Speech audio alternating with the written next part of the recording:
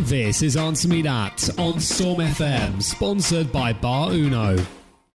Hello and welcome to Answer Me That on Storm FM, your weekly source for useless information and the answers to questions you couldn't be bothered to Google.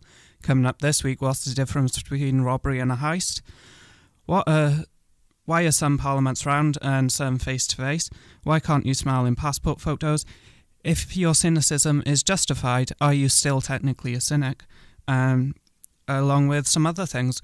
We'll also be covering this week how to deal with being cheated on in the past and how to deal with your boyfriend's best friend not liking you.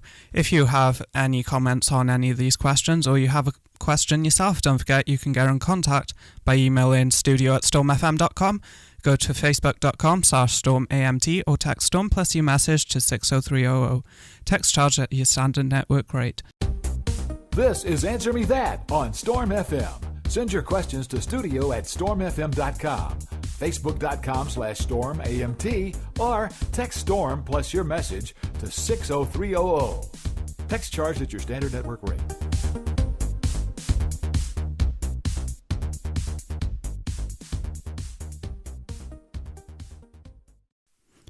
Well, the first question we're going to go to today is, if your cynicism is founded, is it still cynical of you?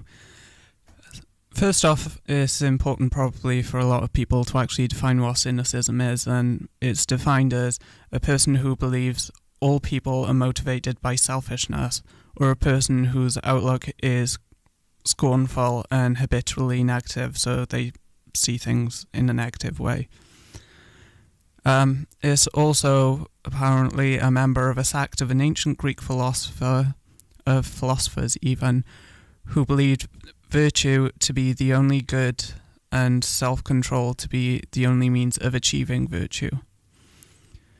So a lot of the time people can be cynical, especially around this time of the year with exams and things like that. People are cynical in the way that they see things are going to be going badly, or in the view of certain buildings not being built to schedule, which is founded over God knows how many years. But there are several quotes on cynicism, one being a cynic even is what an idealist calls a realist, and that was said by Sir Humphrey Appleby apparently. Another quote is, a cynic is a noun, a blackguard whose faulty vision sees things that are not as they should be, and that was by Ambrose Bierce. And then another quote which is interesting is by Charlie Chaplin. Our knowledge has made us cynical, our cleverness hard and unkind. We think too much and feel too little. More than machinery, we need humanity. More than cleverness, we need kindness and gentleness. Without these qualities, life will be violent and all will be lost. Basically, if you're cynical, you're cynical. There's nothing you can really do about it. You're seeing things in a negative way, or you can see people are self-obsessed and things like that. The majority of people would probably be cynical about things like Made in Chelsea, The Only Way is Essex, people like that, whose glorification is their self-loving, and which, to me, although assumably a popular television program, they just love themselves. There's nothing to it. They're just self-obsessed people, but people seem to like watching that kind of thing. And people were quite excited when it was one of them off one of those programs come to Bangor and was in Peep, and they made a big deal out of it, and although it drew customers in, I personally wouldn't want to be there. I don't see what draws people to people who love themselves. Now, if you had someone like Stephen Fry, which probably shows the type of person I am, in Bangor, then yeah, I'd go meet him, and people like him, but these people who become celebrities for small things or for nothing seems pointless, and there does seem to be a culture these days, especially with YouTube, Facebook stars and things like that, where people want to be popular and celebrities just for the sake of it. And a lot of them do nothing and expect things to come to them, and unfortunately it has for some. And then people who actually work for it don't get anything, and it's the unfair way of the universe, unfortunately. But yeah, I'm cynical. There you go. So if cynicism is founded, you're still a cynic. It doesn't matter what you do or what way you call yourself, but there you go. So the next thing we're going to discuss is what's the difference between robbery and heist. And basically, the police have never described, or any lawyer or things like that have never described what happened in like Hatton Garden or something like that as a heist. It's been described as a robbery. Basically, a heist is generally reserved for the times when a robbery has been done sort of backhanded and quietly, and robbery the media tends to use for when it's in your face and there's a confrontation. So the heist is the more planned out version where no one, or theoretically no one gets hurt. And it's basically a glorification, a way to push papers and make it sound so much more dramatic and like Ocean's 11, 12 or 13 or however many there are of them. But yeah, basically it's what they decide to use. The main difference is, as I said, a heist is reserved for the more planned out and secretive, whereas a robbery is in your face, guns blazing kind of thing. So that's the main differences. This is Answer Me That on Storm FM. Send your questions to studio@stormfm.com, facebook.com/stormamt, or text Storm plus your message to 60300. Our next question up is, why are some parliaments round and others face to face? Now this goes back to historical times, and in places like the US when they had debates and they had lectures and things like that, and the people of a learned nature would sit around round tables and things like that, and so it was thought to give people more of an equal footing, and so that they felt equals, and it was meant to be less adversarial, so they talk more. Now this is something which doesn't really work, as we can see from other parliaments. So in the Spanish parliament, it's semicircular.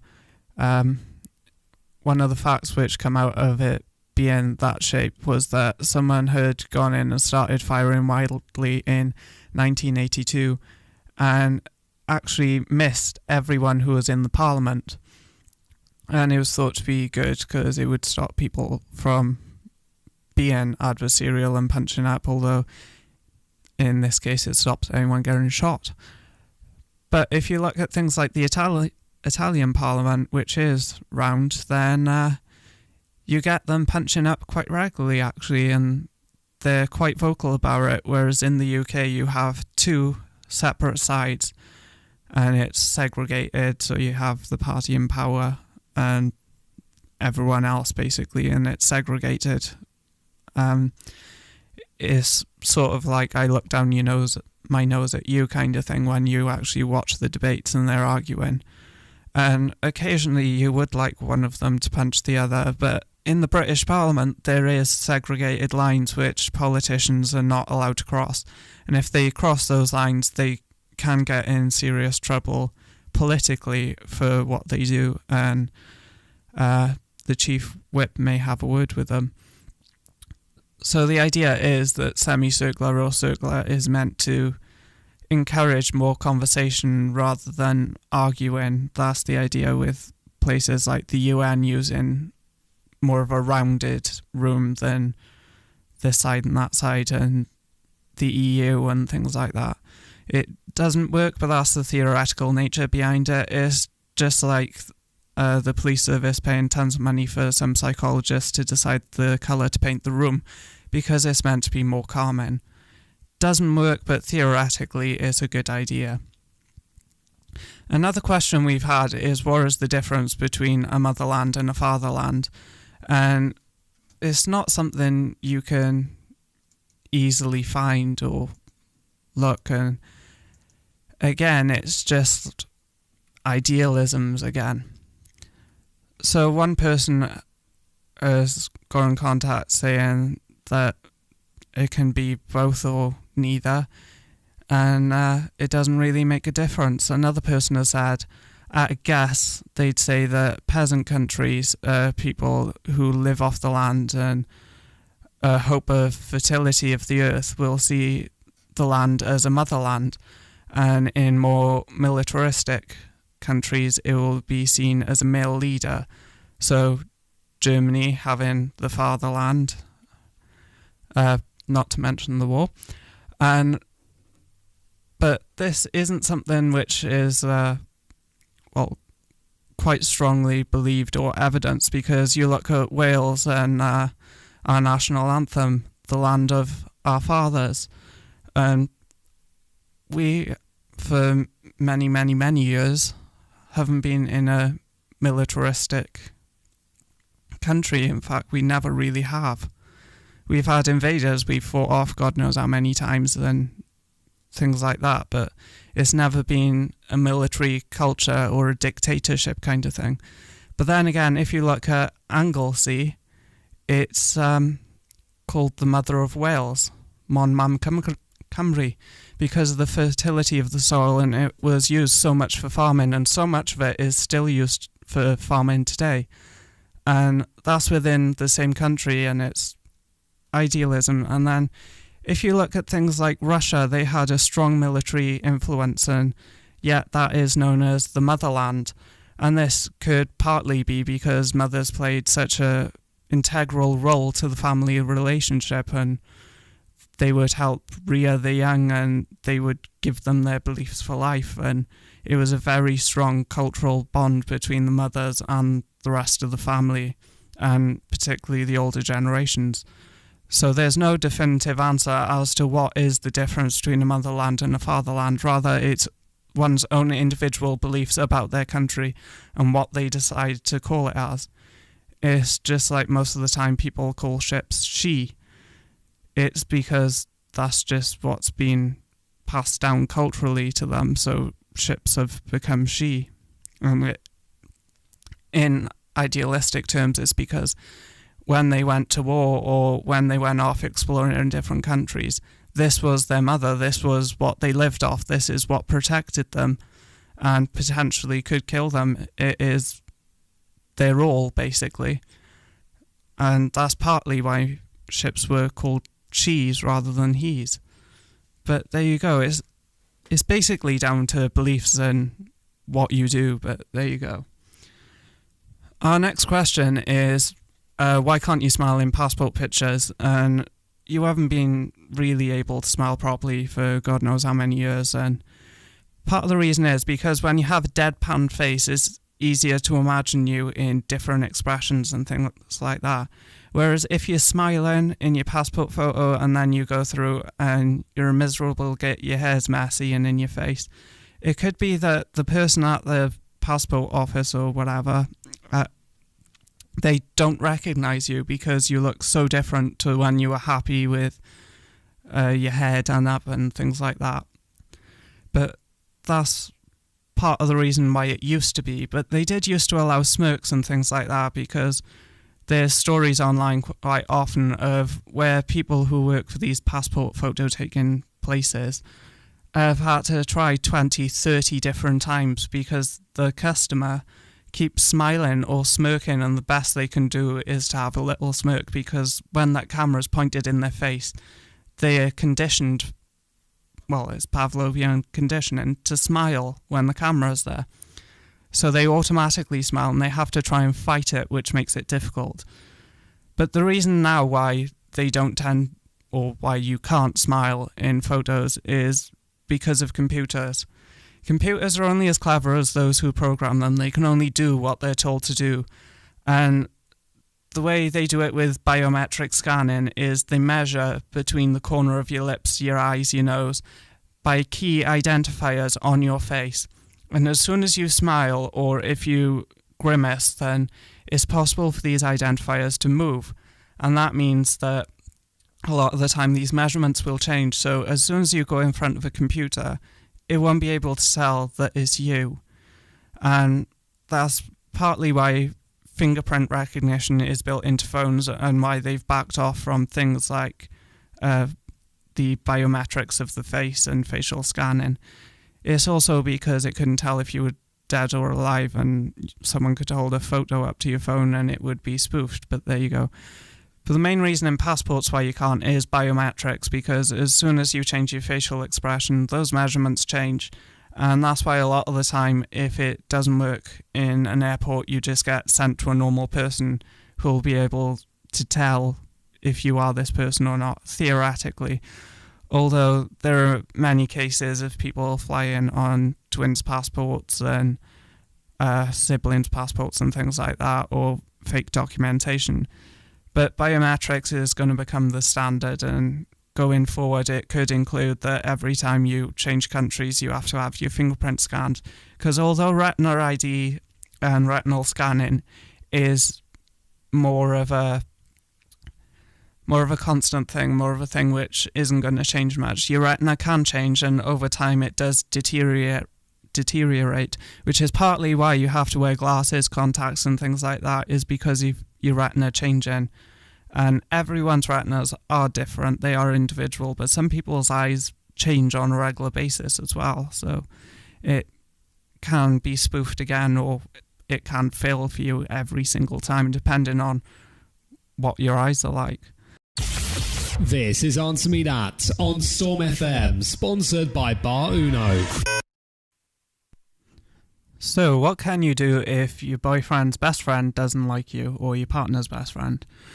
One of the answers one of our listeners has come up with is just to confront them, ask them what their problem is. Don't be like in your face confrontational, because that'll cause more problems. But try and discuss what issue they actually have with you. Is it that potentially they fancy them, or is it you've done something and you haven't even realised?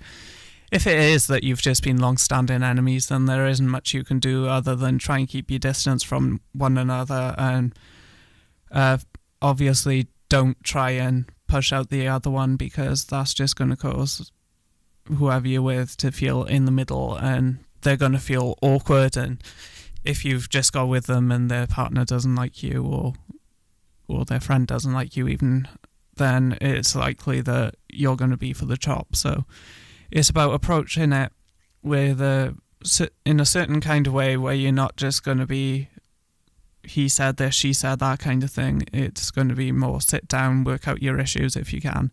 And if you can't, just agree to disagree, keep your distance and be adult about it. And that is basically what I'd say as well. All you can do is do what's natural, keep apart if you really can't get on, and try and resolve differences if you can.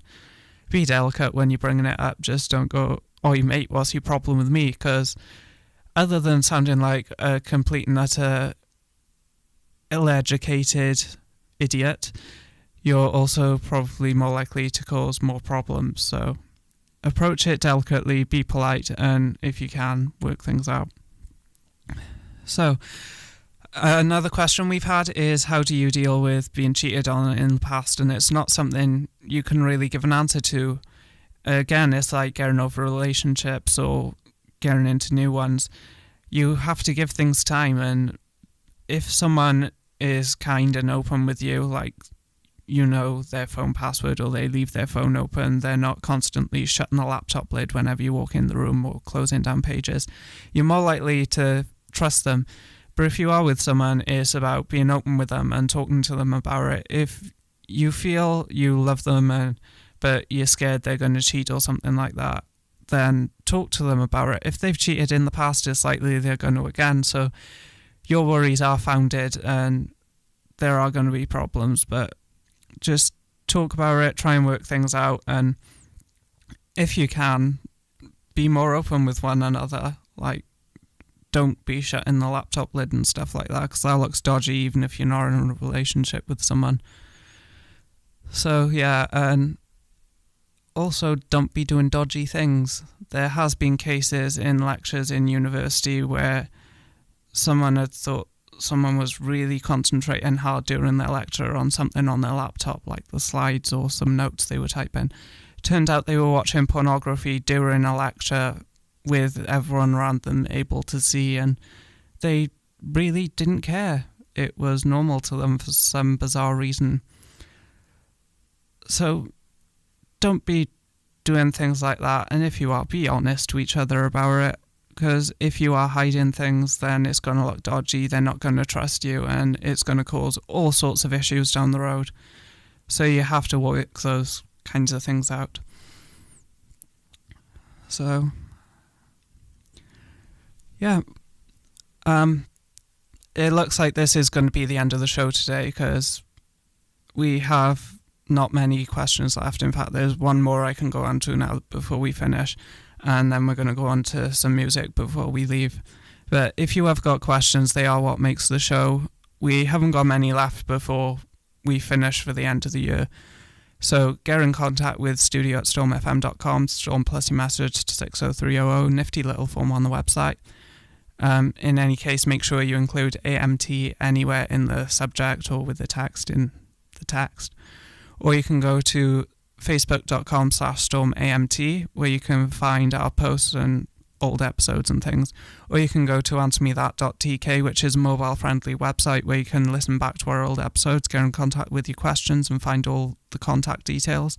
Or you can ask to be on a show if you're in Bangor and you fancy coming on the air. So visit the website and listen to our old shows, especially whilst we're off the air. And if you do watch our shows, make sure on YouTube you like and subscribe, because it always looks good for us. And it also means you're kept up to date when you can't tune in on time. So last question for today is one which has come up from one of my friends and many people over the years, which is, does chewing gum really stay inside your body for years? And the short answer is no, it doesn't. Nothing does really when you eat it, unless it gets caught and clogs up your bowels, but it's not very likely with something which is intended to go into your mouth and be eaten. So chewing gum is just going to be like a sweet corn kernel, where the outside of it cannot be digested by your body, which is why it passes through. Chewing gum works in the same way. It does get attacked by the acid in your stomach and goes through the normal digestive transit, but in the end it just comes out more or less how it went in, same as the outside of a sweet corn kernel. At most, according to some sources, it's going to take usually about 3 days to come through. So it does take longer than, say, if you ate a sandwich or something like that, unless it was a sandwich of chewing gum or cement, in which case you should see a psychiatrist. But in general, it's going to be digested like anything else. It may just take a little longer. So there you go. Don't forget to get in contact with your questions.